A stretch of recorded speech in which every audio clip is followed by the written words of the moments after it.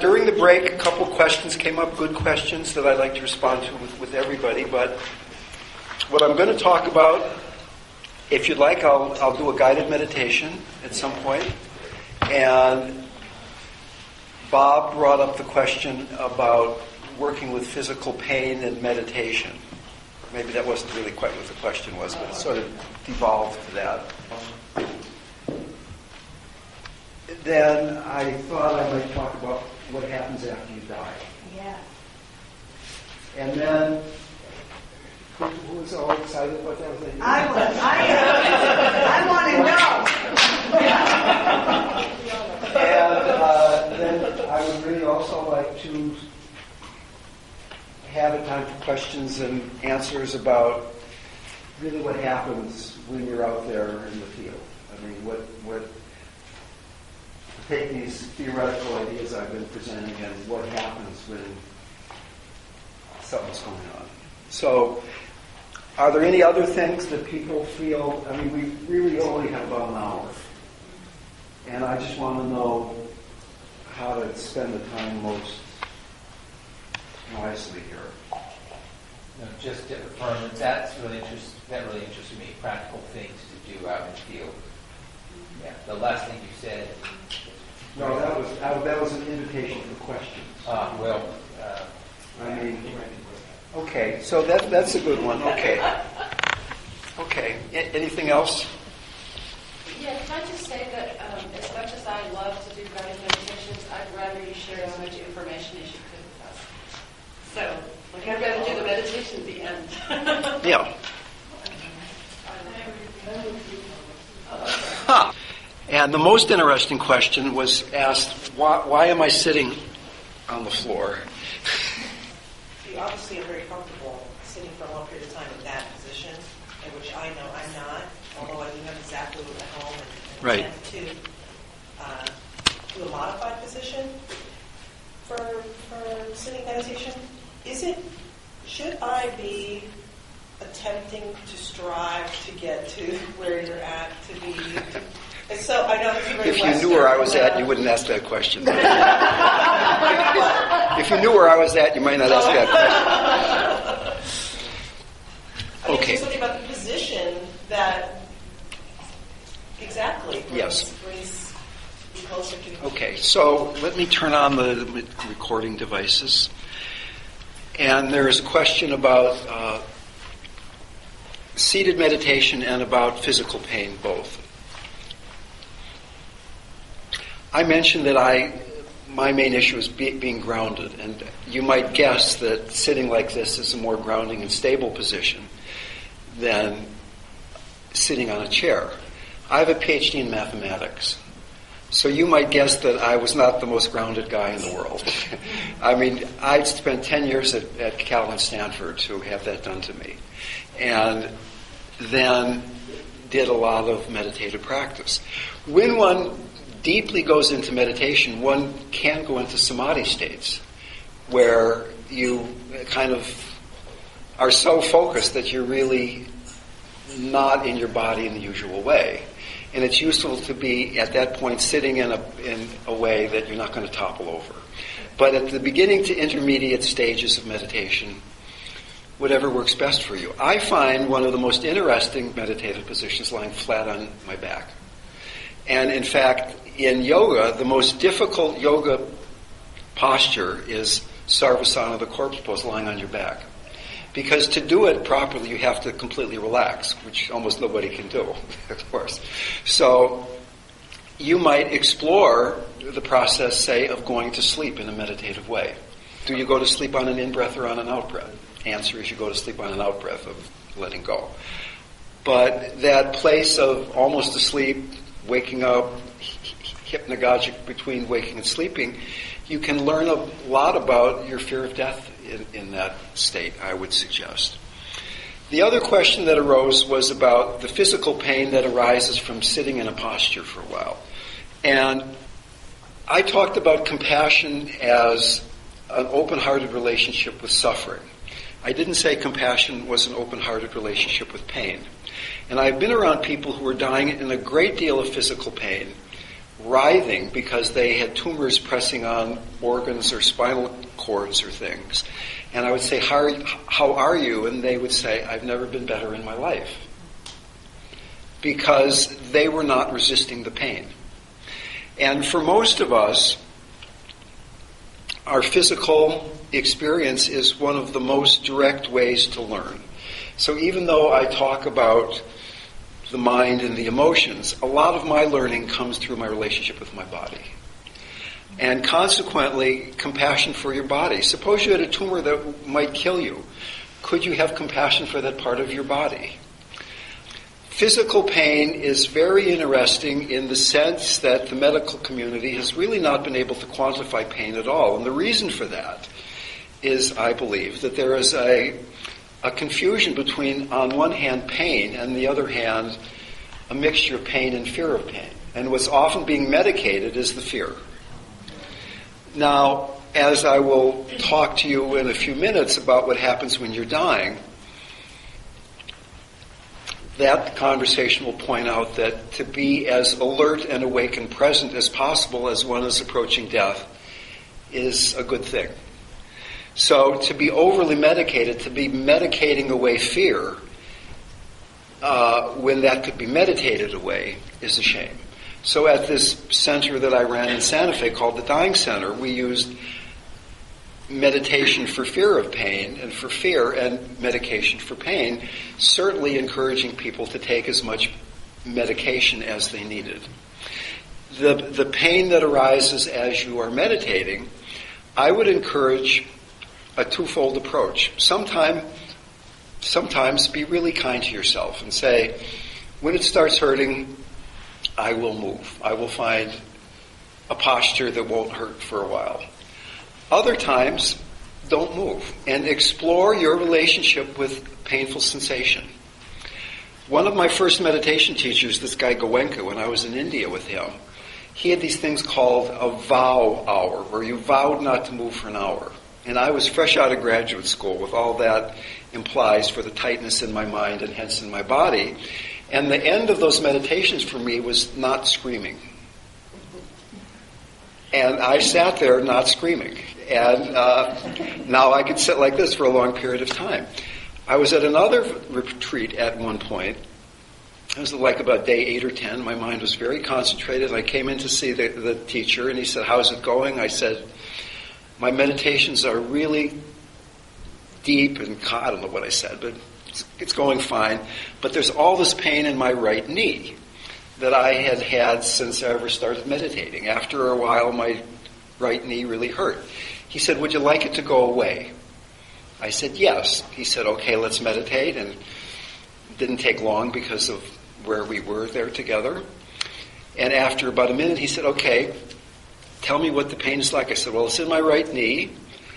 And he said, are there any tendrils? I said, yeah, it goes up my thigh to the right hip bone, and then it spreads out across my lower back. He said, okay, push the stuff in your lower back over to the hip and then push that down to your knee and then push it out your foot. And I did.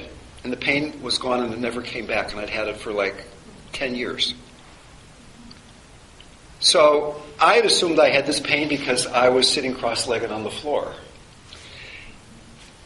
And what that means, I'm not exactly sure. What that story means, I can't really say what it means, but it does mean that pain isn't quite as simple as we think it is.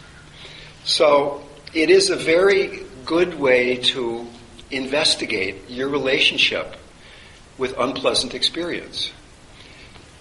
Pain arises. First of all, can you invoke? Or we can go through the whole process. What is your motivation? Is your motivation just to feel pleasant all the time? If it is, good luck. Because it's not going to happen. So maybe you say, my motivation is to awaken. So, okay, my motivation is to awaken. I've got pain in my body from being in this posture. Let me invoke. Let me get grounded and centered so I can really be with these sensations. Let me invoke from my heart. And then primarily, can I have awareness and compassion for those sensations? Can I really be aware of the changing nature of those sensations? Is there a temperature? Is there a color? Are there tendrils? Can I soften in relationship? Have compassion for those sensations. On our website, there are 4 or 5 transcripts of guided meditations that Stephen Levine put together. I think one of the most brilliant things he did was his work with physical pain. And his pain meditations are, I think, just brilliant. That's all I can say.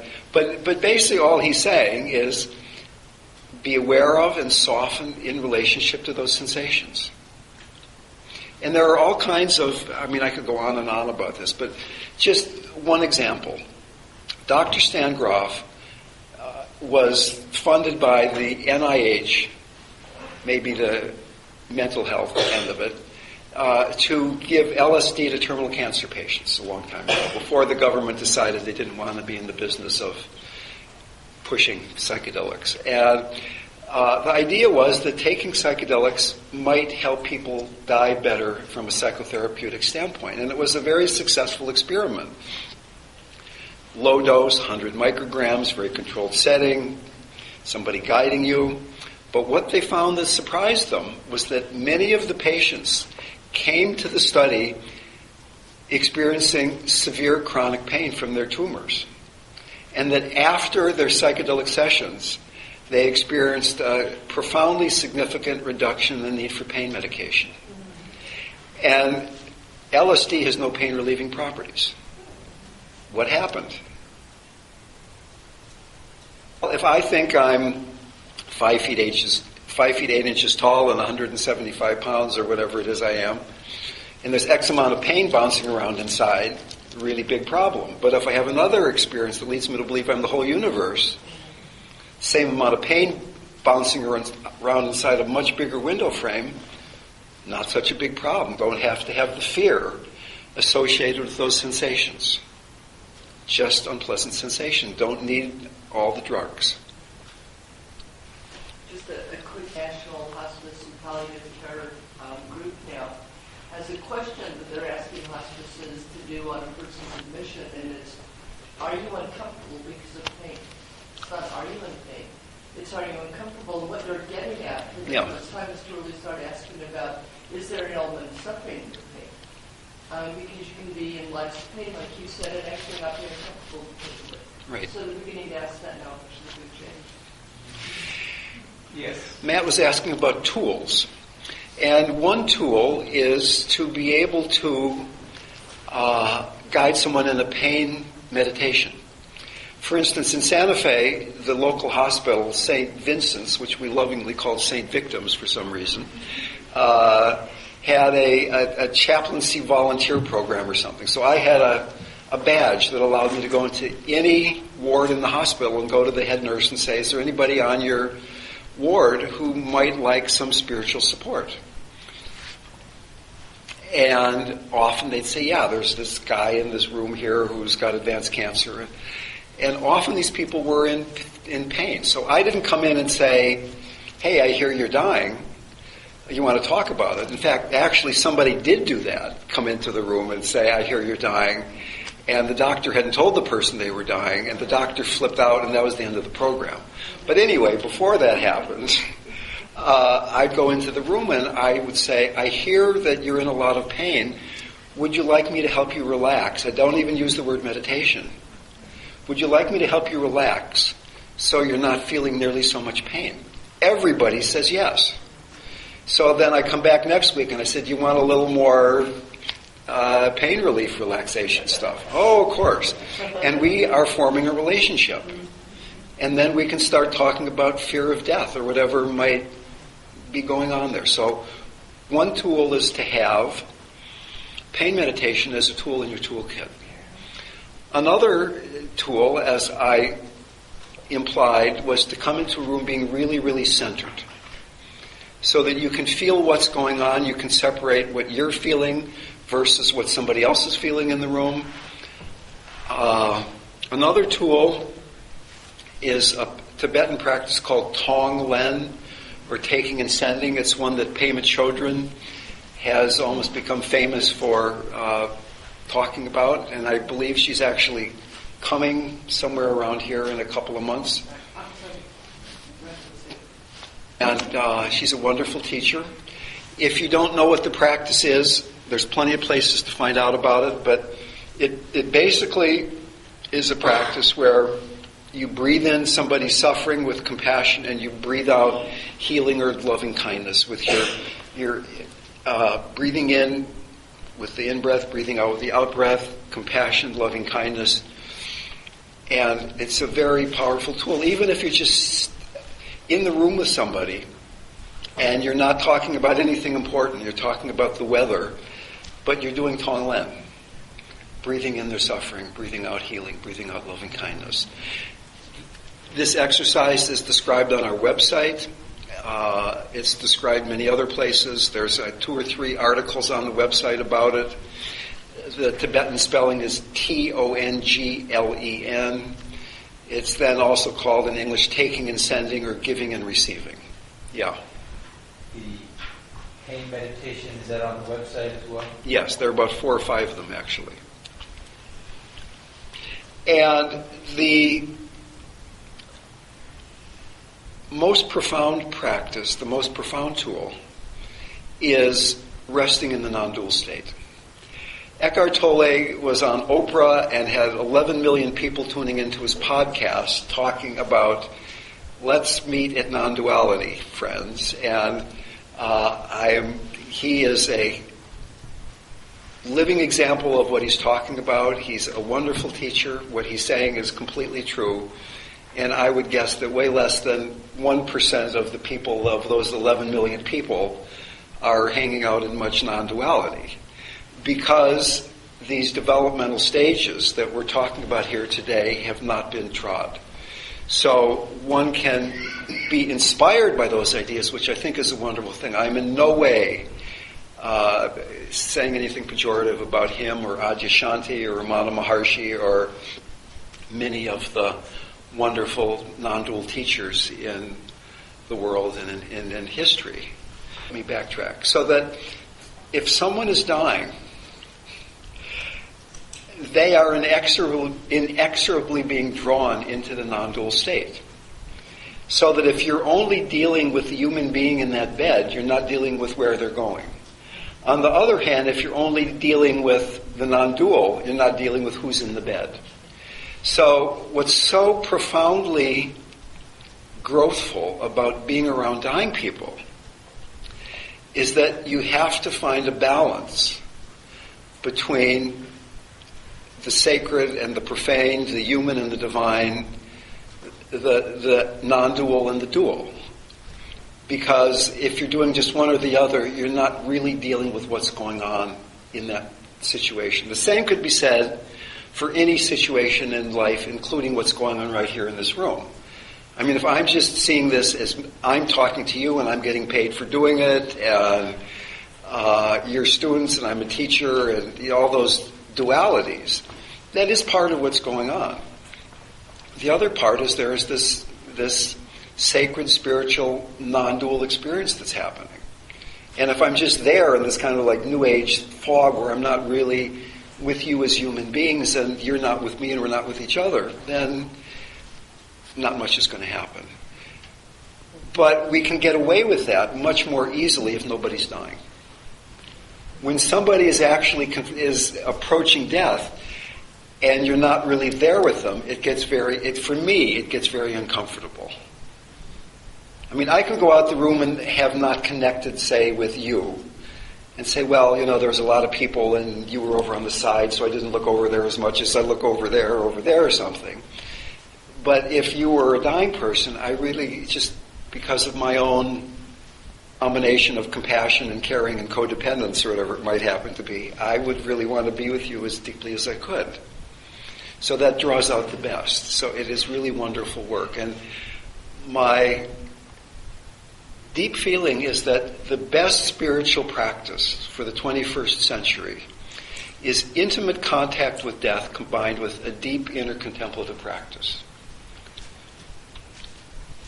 Trungpa Rinpoche, a very rascally Tibetan guy who is now dead, said that until one comes in intimate contact with death, spiritual practice is dilettantish. And I think we see a lot of spiritual practitioners who are a bit of a dilettante, shall we say. He also said that meditation practice is like manual labor. It's just one shovelful after the other. And there's some truth to that too. So those are the tools. Certainly, after what I've just been saying, I'm encouraging you to take a look at our website, livingdying.org. It doesn't have the slash in it that is in our name because you can't have a slash in the URL. But livingdying.org, there's a lot of good information there. We do have events and trainings and volunteers in Marin and Sonoma County. Right now we don't really have volunteers in the East Bay anymore. That could start up again. Let me talk about what happens when you die. So mostly what I've said so far is from my own direct experience. And what I'm going to say now and tell you what I believe happens after you die is my best guess, my humble opinion. I'm no more a product of the after-death state than anybody else here in the room. However, I've been around some of the great saints of the 20th century who said many things about life and about death, and everything they said about life seemed to bear out. And so I'm going to trust what they say about death. I've been around a lot of dying people, and I've also gone very deeply into meditation. So you put those together, this is my story about what happens after you die. And even the world's religions pretty much say the same thing when you cut away the distinctions that have to do with culture and what time in history these things were written. So if this is roughly correct, this might be the most useful part of the afternoon. If it's not, hopefully it will at least be entertaining. Firstly, we will talk about the near-death experience. And there has recently been a great deal of literature about the near-death experience. The reason I would like to talk about it is that the near-death experience, what happens during the near-death experience is the first part of the dying experience.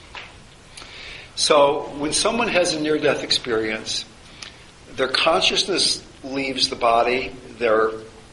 They've been in a traumatic accident, they've had a heart attack, they're in the operating room, whatever it might happen to be.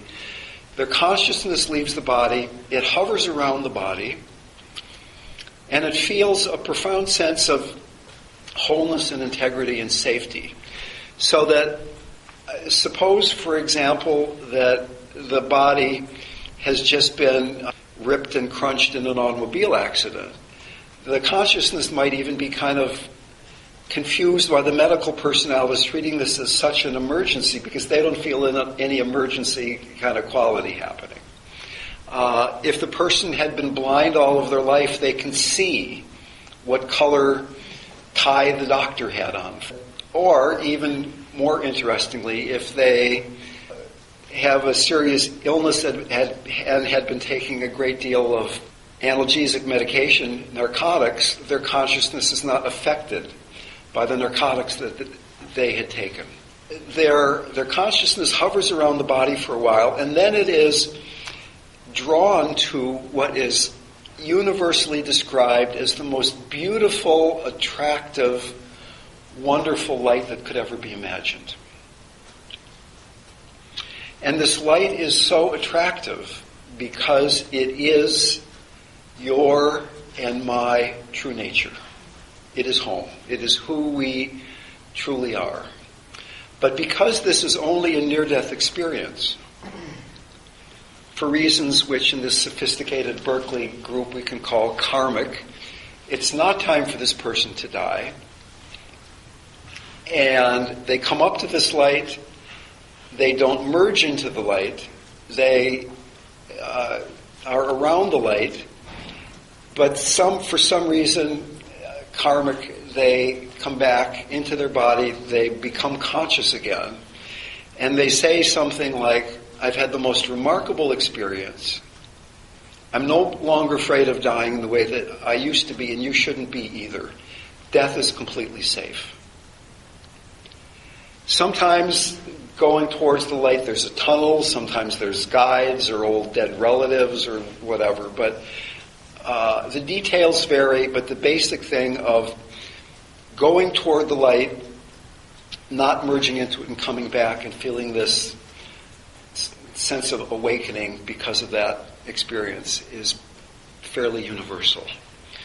Now, there is a danger here in the interpretation of this experience, because the consciousness that experienced the safety of the near-death experience is not probably the consciousness then that awakens as when the experience is over and the person says, you don't have to be afraid of dying. Because that person is then identified with their body and their personality again. So that there is nothing less safe for your body and personality than death. But there is nothing about death that is unsafe in terms of you being that light. Does everybody understand my point there? No, could you repeat that part, please? There is a New Age tendency to say death is completely safe. It's just like taking off an old pair of clothes, an old set of clothing. There's nothing you need to worry about. It's completely safe. But it's not safe to the consciousness that is embedded and identified exclusively with body and personality. It was safe to that consciousness that was having the near-death experience. And in making that misidentification, one can very easily lose the opportunity that a proper understanding of this actually presents. So let's now talk about what happens when somebody actually dies. First part is the same. Consciousness leaves the body, hovers around the body. Let me stop and start over again. I'm talking about dying here in two different ways. There's physical dying, brain and heart stop, physical death. The dying process takes a minute, say. I'm also talking about the spiritual dying process of consciousness leaving the body, which starts before physical death and continues after physical. And I will use that word interchangeably. It'll be clear from the context, but I just want to point out there are two kinds of dying that we're talking about here. So in the spiritual process of dying, consciousness leaves the body, it hovers around the body, and then is drawn into this light, and it merges into the light. So basically, one of the first things that happens after you die is that you become enlightened. The Tibetans say that that moment is the best opportunity, the most auspicious moment in which to achieve spiritual liberation in an extended lifetime. Because you see what your true nature is. Now, so far today, together, we have been talking mostly about how to work with suffering, compassion for suffering, the demons that arise as you inhabit your center. The other side of the coin is that it's just as difficult, if not more difficult, to bear ecstasy and joy as it is suffering. And in fact, the Tibetans say that this light that you see is as bright, and I can never remember is whether it's 1,000 or 10,000 suns. There's a sound that is as loud as 1,000 thunders. So if you in your lifetime have not learned to bear joy, love, and ecstasy, then the light will be too bright, just as if you have pulled back from suffering. So that one can bear love only to the extent one can bear suffering. One can suffer only to the extent that one can love. They're really two sides of exactly the same quality of becoming spacious heart, strong belly. And in fact, it's harder to deal with what we can call positive states, because inherent in negative states is the inspiration and desire to awaken from them because of their inherent negativity. Whereas when you're feeling good or even great, you're thinking, hey, this is the way it's supposed to be. Why do I have to pay attention to this? And one goes to sleep in joy, in happiness, in love. In what we call love, not. Okay. So, you're going into the dying process, you merge into the light, and there you are, you're in the light. If you can just stay there, you are done. Now, in Buddhism, there's a concept called the bodhisattva, of somebody who doesn't want to stay there because they're holding on to just a little bit of what's called a teaching ego, that they want to come back so that they can help other people who are suffering. They don't want to be done. They're so close to being done that they see that really what they want to do is just be compassion and have just enough duality left so they can come back and serve again. However, probably we don't have to worry about that just yet. So anyway, there we are. We're going through the dying process. The light might be too bright. If the light is too bright, then the second stage begins to appear, and that is what you or I, what the dying person still identifies with, begins to arise. And just as a couple of examples here, suppose you've died and you don't even have a body anymore, but part of what you identify with is fear for your body. So there you are in the after-death state, and right behind you, you hear the angriest, loudest, growling wild beast that you could ever imagine. Now, there's obviously no beast there in the after-death state, but that fear for your body is something you're still holding on to, because you didn't just stay there in the light. So do you let the fear that arises just pass through you and be gone and save 3 lifetimes worth of psychotherapy? Or do you say, I'm afraid, and contract? And in physics we know that for every action there's an equal and opposite reaction. So true in psychology and in karma. To the point that you react, that creates the next becoming. That creates karma that has to be dealt with somewhere down the line. And whether we're talking about heaven and hell or reincarnation or Shirley MacLaine or whatever your fantasy happens to be, it really isn't too important which metaphysical structure we're talking about here. So, another example. You've died and you're still holding on to a feeling that I'm incomplete, I have some need. So you've died, and that need is projected outward. And trotting before your field of vision, right after you've been in the light, is the perfect person for you. Here is this person who intellectually, emotionally, spiritually, financially, sexually, whatever way, is the perfect person for you. So it's not just a great person, it's the projection of your desire system.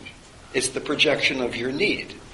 So do you just realize this is just your need being projected out there, and you can just let go of that and not get involved with it? Or do you trot over to that person and say, I'm kind of busy right now, but as soon as I'm done with this, I'd like to get a hold of you? So, as an example, the very first person that I ever worked with was this young guy named Chris, who for some reason moved to Santa Cruz, where Stephen and I were leading a meditation group. And out of this group was the beginning of the seed of the Hospice of Santa Cruz. And Chris was in his late 20s. He had, it's so long ago, I can't even remember, it was Hodgkin's disease or leukemia. But anyway, he was clearly approaching death. And he was getting weaker and weaker, and in this weakness was becoming increasingly frustrated sexually. Late 20s, he's a guy, can hardly move, it bothered him. And so Stephen and I would talk to him about, realize this is desires. The very last night of his life, I was alone with him all night at his bedside. And he had been in a light comatose state for a day or two. He moved a little bit, but his eyes hadn't opened. He hadn't said anything. And I was sitting there in the middle of the night. He opened his eyes and he started looking around the ceiling with a look of intense rapture. And I thought, he's seeing the heavenly hosts have come to greet him, or God herself is here or something. And I said, Chris, what did you see? And he said, beautiful women wherever I look. And those were the last words that man ever spoke. And then a few hours later, maybe like 9 or 10, a bunch of people came, Stephen came, and he was clearly actively dying. And Stephen said to him, Chris, if you see beautiful woman as you're going through the dying process, realize that it's only a projection of your mind. You don't have to buy into those projections. And it felt like those words went right into his heart. When you talk to somebody, sometimes you can feel the words kind of bounce off, and sometimes they go in an inch, and it felt like those words went right into him, and that he died well, whatever that might happen to be. So that's the second opportunity, that if you can't bear the full radiance of your true being, then the stuff you're still holding on to arises, and you can see your true nature in the fact that these are just projections of the mind. Just like right now, we have these projections. We're thinking this is real in a way that it is real, but it's also not real. My guru said that life is completely real, partly real, and completely a lie. Yes. Are you describing a state where once I have whatever this line is crossed over, that I actually have choices that I don't necessarily have before I cross that line? And the line being after death, you mean? Yeah. No. No. I mean, you're saying you have the same you choice. Choose, if you and you have the same choice right now in this moment. After death, it's an easier choice in the sense that you have just been in the light. You have just been immersed in your true nature. It's harder because it's not a beautiful woman, it's the projection of the perfect person. It's not a loud dog, it's the most scary wild animal that you've ever could imagine. It's your fear embodied, or at least not embodied, but projected, if you will. So, but what the belief is you can opt to not buy in. Yeah, it's not as simple as opting between, is it door A or door B? I mean, it's like, karmically, can you opt right now to be free? Well, probably not. I mean, if I could or you could have done that, we probably would have done it. That there is a karmic process that's unfolding. The interesting thing about this scenario that I'm not quite done explaining is that exactly the same qualities that will help you be as fully alive right now are the qualities that will help you traverse this journey in the after-death state. The qualities of awareness, compassion, generosity, mercy, those are the qualities that will help you deal with going through the after-death state, the part of dying after physical death. Thank you. Just a quick question, because this seems very Vajrayana to me, very Zen Buddhist. Uh-huh. And is there any correlation, just so we know, between this and Theravada or Vipassana? Well, I gave this same talk once. I was invited to do an in-service training for Zen Hospice, which is not Theravada, but it's Mahayana. And I started giving this, and one of their senior teachers got very mad at me and was saying, but there's nothing to do, because at Zen Hospice it's Soto Zen, and you just sit. I mean, you don't even do a koan, you just sit. And I said, well, there's nothing to do, but there's a way to do it most skillfully. and she got actually quite infuriated with this little story that I've just told you. The the Christians and the Theravada Buddhists and the Muslims have not talked about the stages, right, in the same way here. This is certainly largely from Vajrayana Buddhism. But that what the religions do say is that as you go through the dying process, that you do merge with self, with beloved, with God, with true nature, and you have a chance to be there, and if you don't, then you've got to do the next thing. The Tibetans have brought some psychological nuance to this that I find very interesting and potentially helpful. So, no, the Theravada Buddhists I have not seen them say anything like this at all, but they just say, bring as much awareness to the process as you can bring. And certainly that then does, let me start that sentence over. So, when I talked about the 5 developmental stages in my spiritual paradigm, there is no implication there that you have to go all the way through those stages. That by just going into Vipassana completely, you can reach the end. Just by going into motivation completely, as I said, you can reach the end. Just by going through the Mahayana practice of compassion, you can reach the end. I find, as a sort of an eclectic person, I've never found a practice where I'm going to be a Vipassana student for the rest of my life, I'm going to be a Zen student for the rest of my life, and I've taken the core teachings of these different schools and created a path out of them which works better for me. And you don't need to do that. And certainly a lot of people you'll be working with are probably Christians or Jewish people or Hindus or something but you don't really need to talk about meditation or Vajrayana Buddhism at all to utilize the fundamental message here. So to complete the thing, the model that's being created, if you don't see your true nature through your relationship with these projections, then the Tibetans say that there's one final opportunity where you get frustrated because you didn't take either of the first 2 opportunities. So now you have the opportunity to see your true nature through your frustration. And that the 3rd opportunity is much harder than the 2nd, which is much more difficult than the first. So the Tibetans say that when somebody dies, their essential nature can leave their body through the top of their head, their heart, or their anus. And that you don't want to be around the bottom of somebody's body because it might, if they're a borderline case, it might attract them to a lower orifice, that you want to be up toward the head. It's kind of a strange thing, I think. But I have touched somebody's crown of their skull after they died, and I could barely sleep for 2 days afterward because there was so much energy that had gone into me.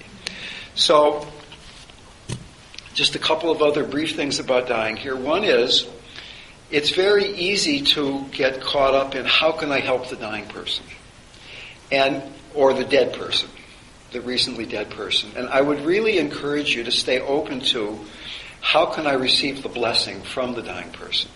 That after someone has died, someone who cares about you at all, they're probably more available for blessing you and being there with you than ever before because they're not tied down to having a body.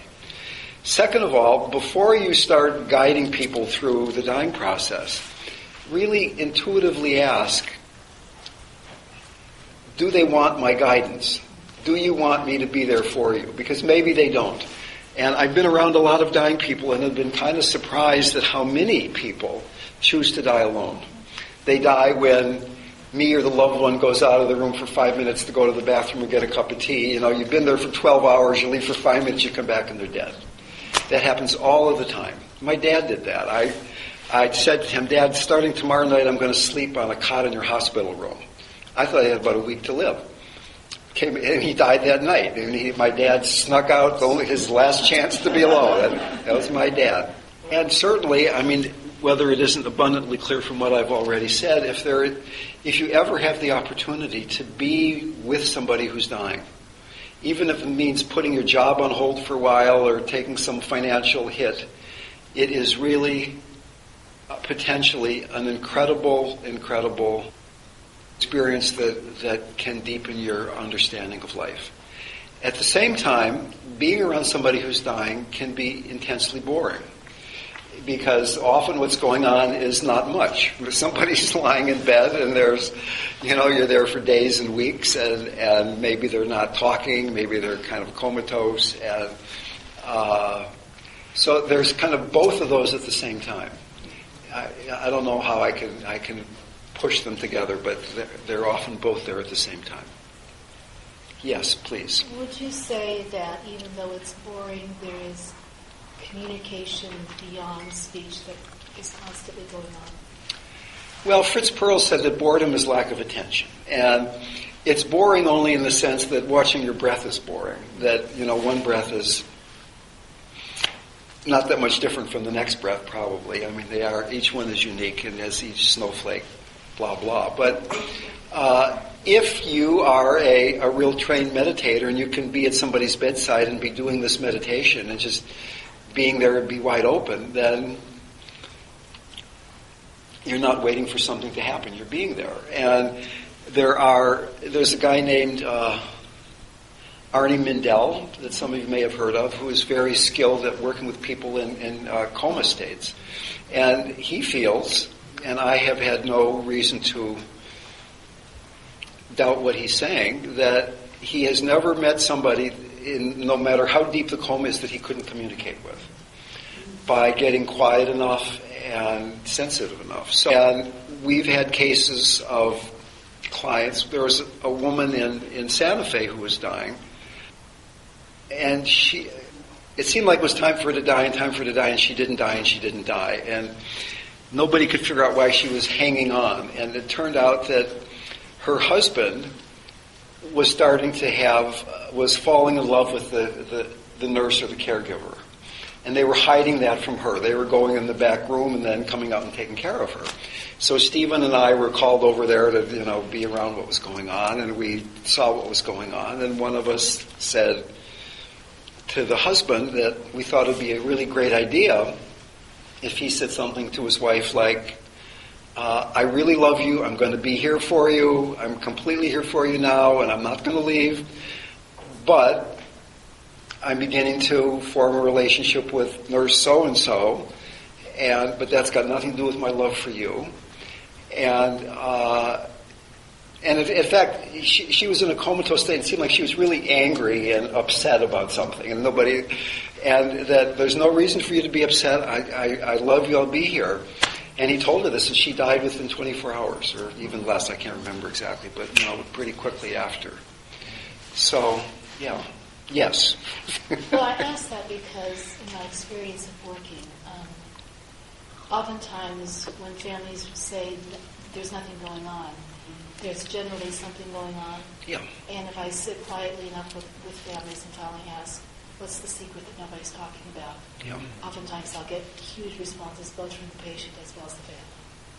Another thing that I've seen, and this is very delicate and very tricky business, but that I've seen miracle cures when the secret came out. And that very often when somebody is told they have days to live or a few weeks to live, the only thing that's going to shift that around is a dramatic shift in the life situation. It's not going to be another drug or another herb or another radiation treatment or something at that point, probably. And just as one example, there was a woman who, it's a whole long story, but the basic story was she was dying. The doctor had said that she had a week to live, and then 2 days later I got contacted, and she had a tumor that was strangling her. And she was in the hospital. She wanted to go home, and she didn't want to go home. She wanted to go and be with her sister, but her husband didn't want her to do that, and he had some control financially over the whole thing, and he had been abusive. And he didn't want her going there because he would feel left out. So there was like a tug of war of who gets to be with the dying woman. And the thought was maybe she could come and be with us instead, And I thought, well, it's better if people can be with people that know them and love them. So we made a deal that she would be at her sister's house, but her husband could visit, like visiting hours at a hospital, and I would be her counselor. So I came over to the house the day after she got out of the hospital and said, well, what do you want? She said, I don't want to die. And this was like 4 days after she'd been given a week to live. I said, okay, well, tell me what's going on in your life. And she said, well, my husband's a real son of a bitch. I fall down and he doesn't pick me up, and he's really no good at all. And I said, well, have you ever told him exactly how you feel? And she said, no. So she's got this tumor that's like strangling her. And I said, well, what you need to do is forgive your husband. And she literally said, why would I forgive that son of a bitch after all that he's done to me? And I said, well, you're saying you don't want to die. You want to get better. And all this energy that's tied up in not talking to your husband and this and that can't be used in healing. And if you are going to die, it's kind of harder to die when you're really angry at somebody. So let me guide you in a meditation. So I guided her in this forgiveness meditation, which was, just simple enough, saying, George, I forgive you, or whatever his name was, George, I forgive you, but really concentrating what that feeling would be. And I could tell she really didn't want to do this, but she had agreed to do it, and kind of gritting her teeth and forgiving her husband. And it seemed to lighten up as we went on a bit. And I said, okay, that's great. You want me to come back tomorrow? She said, no, I'll call you when I'm ready for you to come back. I said, okay. And about 4 or 5 days go by, 6 days go by, and there's no call. So I figured, well, maybe she's dead. And I called up, and her sister answered the phone. And I said, how's your sister? She said, well, you wouldn't believe this.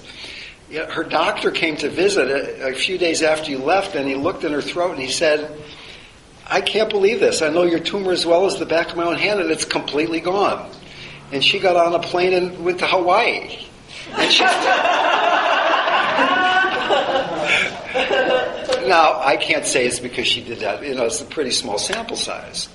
But those kind of things can happen when there is a real block in the energy. But what's delicate about this is you don't want to set it up as you've got cancer because you didn't forgive your husband, or you're dying because you're not meditating well enough. That any kind of using spiritual support to the dying client or the potentially dying client in a way that they have any potential for feeling guilty about not doing it well enough is not serving the client. And I taught a workshop once, and it was one of these things. There's often a theme, and there were about 10 people that came that had cancer. And we talked about cancer and healing cancer and all this. And at the end of it, 9 of the people came up and said, this is exactly the information I needed. This is fantastic. Thank you. And the 10th person came up and said, I feel so guilty because I can't heal my cancer. And that I had said it well enough for 9 out of the 10 people. And the 10th person had been brought into a more contracted heart place from the things I had said. Now, hopefully the other seeds that I had planted could then eventually begin to open her heart in that place. But it takes extreme care in that regard. I talked about the tool of Tonglen, of working with someone else's suffering. And that's certainly the way it's traditionally taught. However, what I found has been profoundly useful for me is doing it for myself. That really what one doesn't get much of from traditional practices, and that's the way people like Pema Chodron and Jack Kornfield are bringing in very necessary ways of looking at things, is that these practices need to be done for yourself. That the idea of having compassion for somebody else when you don't like yourself obviously is going to be a failed strategy. And when I was talking before about the belly supporting the heart and the heart softening what arises from the belly, what arises from the belly is the unconscious material, the unresolved grief, the unexpressed emotions, the stuff that we push down into the dark deep. So that by surrendering into the belly, that stuff slowly and sometimes not so slowly comes pouring out.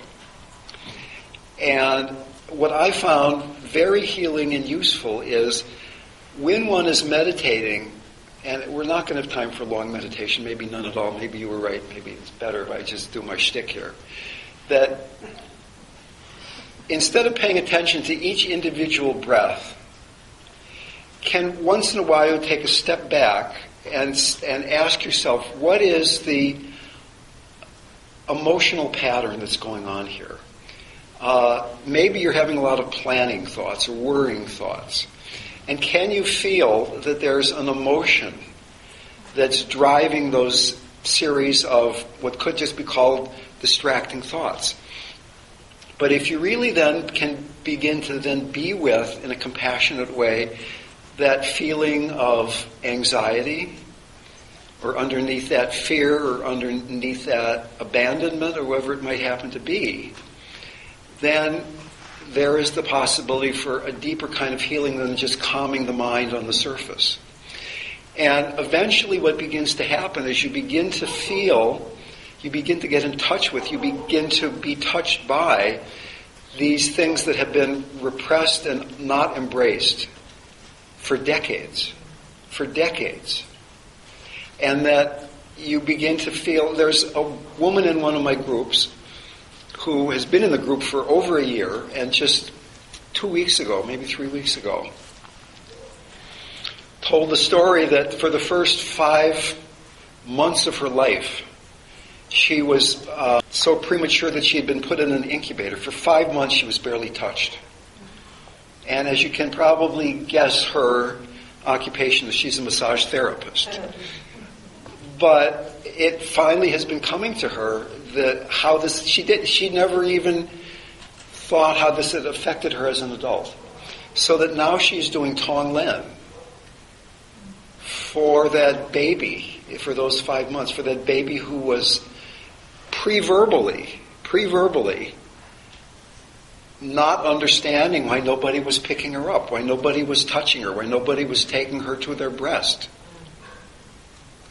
Okay, so she didn't have words for that, and yet these feelings are coming out in these vague kind of ways that are really coloring much of her experience.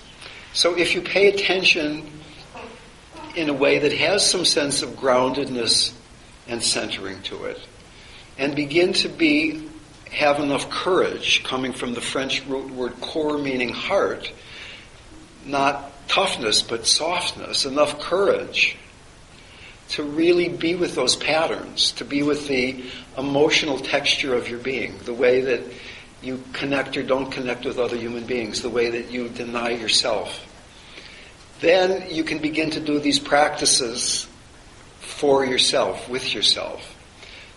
Because emotions are really just messages. They're parts of yours, and if you don't hear them, they just keep getting louder and louder. Other remarks or questions?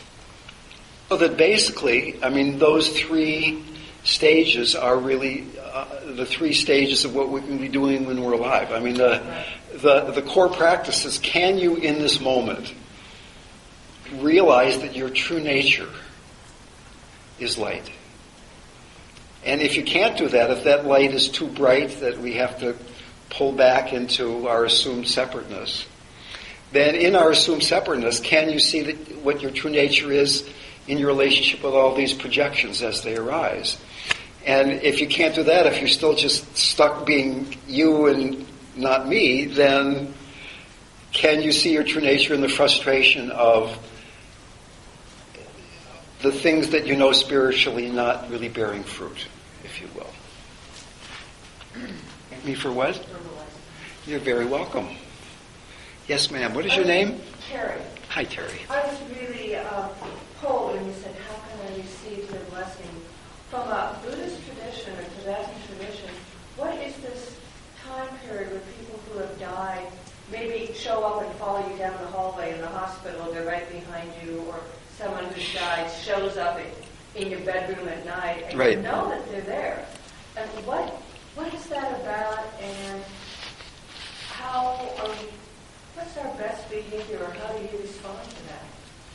What happens and what you do after death, there are a lot of differences culturally. And like, for instance, the warmer the climate is, the quicker they say it's okay to get rid of the body. And the colder the climate is, they say keep it around and do spiritual practices with the body, for obvious reasons. And my experience has been after someone physically dies, and I've had this experience every time I've been around somebody who's died, that after they die, there is a period of time that goes on for a number of hours, up to maybe 12 hours. I can't remember the outer reaches, but for a period of time where I can definitely feel their consciousness, their spirit, they're connected with the body, in the room, localized around the physical body. And then at some point, all of a sudden, it's gone. And that the body doesn't feel like a sacred object anymore. It feels like it's just a hunk of stuff. Like an old hunk of stuff. My other experience has been that as time goes on from the moment of physical death, the connection with the physical plane of the recently deceased individual gradually diminishes. The Tibetans say that after 49 days, 7 weeks, that thread is broken.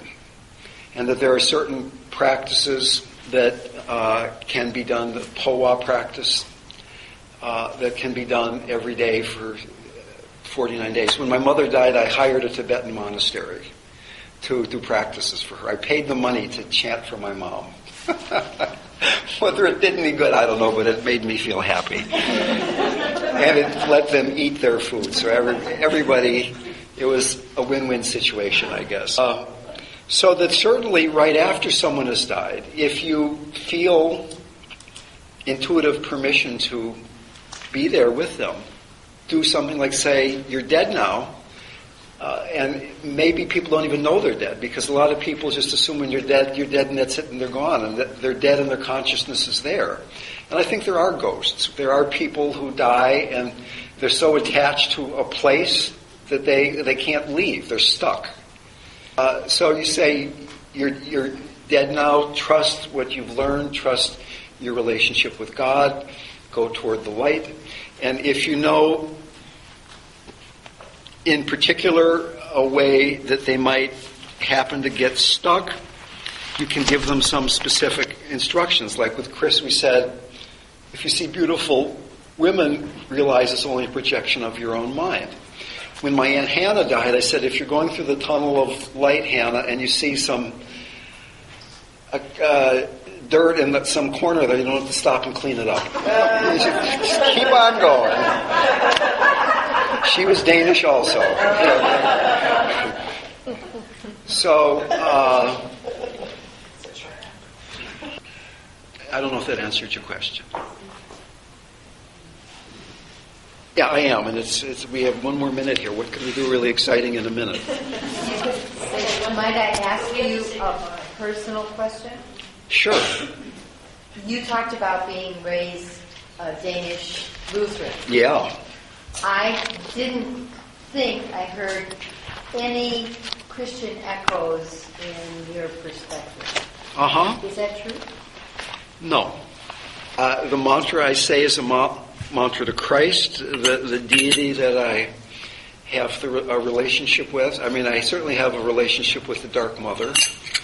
I was really off-put by a lot of things I had to memorize from Luther's small catechism of the sort that I'm a piece of crap and I don't deserve any grace, but because you're such a great God, maybe you'll be nice to me anyway kind of thing. I find that if I talk in Christian terminology and I say words like God and love and Christ, I have no idea what people are hearing. Everybody hears a completely different thing. Whereas if I use the words I did, I think you know what I'm talking about. And I would not use these words if I were at the bedside of a Christian who were dying. I would, use a different vocabulary. My heart is Christian.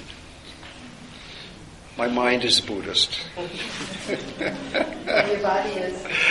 My body is free for the taking. Okay. You're welcome. We have a way of thanking our teacher. Okay, I only have a minute to be thanked, though.